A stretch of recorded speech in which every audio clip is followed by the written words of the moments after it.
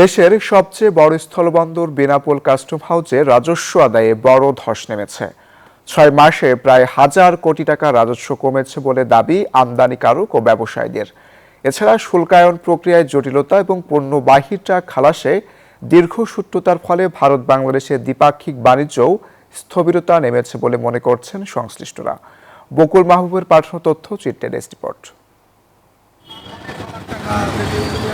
বাংলাদেশ ভারত দ্বিপাক্ষিক সম্পর্কের নতুন মেরুকরণের উল্লেখযোগ্য প্রভাব পড়েছে আমদানি রপ্তানি বাণিজ্যেও। এর ফলশ্রুতিতে ২০২৪-২৫ অর্থবছরের শুরুতেও বেনাপোল বন্দরে প্রতিদিন গড়ে ৪৫০ থেকে ৫০০ পণ্যবাহী ট্রাক প্রবেশ করলেও শেষ দিকে সেই সংখ্যা কমে দাঁড়িয়েছে ৩০০ থেকে ৩৫০-তে। টানা তৃতীয়বার অর্জন করেছে দেশের সেরা সুপার ব্র্যান্ড স্বীকৃতি বসুন্ধরা টিস্যু। চলতি ২০২৫-২৬ অর্থবছরের প্রথম ৬ মাসে এনবিআর বেনাপোল কাস্টমসের জন্য ৯,৩৪৪ কোটি টাকা রাজস্ব লক্ষ্যমাত্রা আদায় নির্ধারণ করেছিল। এর মধ্যে প্রথম ৬ মাসে ৪,১৩৩ কোটি টাকা লক্ষ্যমাত্রা নির্ধারণ করা হলেও আদায় হয়েছে মাত্র ৩,১২০ কোটি, ঘাটতি ১,০১৩ কোটি টাকা, যা উদ্বেগ বাড়িয়েছে আমদানিকারকদের।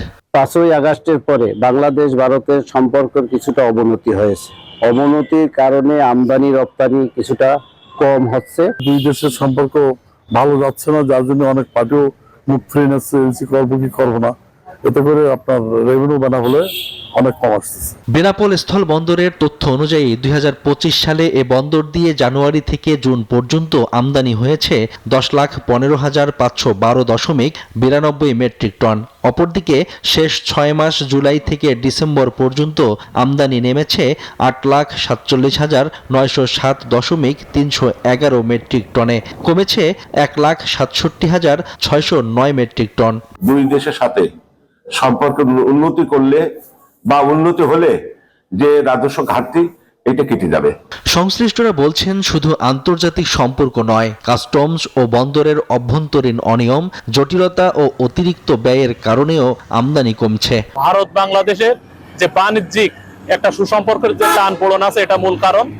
আর এই স্থল বন্দরে কাস্টমস বা বেনাপোল স্থল বন্দরে ব্যবসায়ীদের অনেক হয়রানিমূলক অভিযোগ থাকে সবসময়। বিশেষ করে উচ্চ শুল্কযোগ্য পণ্য যেমন শিল্প কাঁচামাল, ইলেকট্রনিক্স, যন্ত্রাংশ ও কেমিক্যাল আমদানি ২০২৪-২৫ অর্থবছর থেকেই কমতে শুরু করে। Desk report, news 24।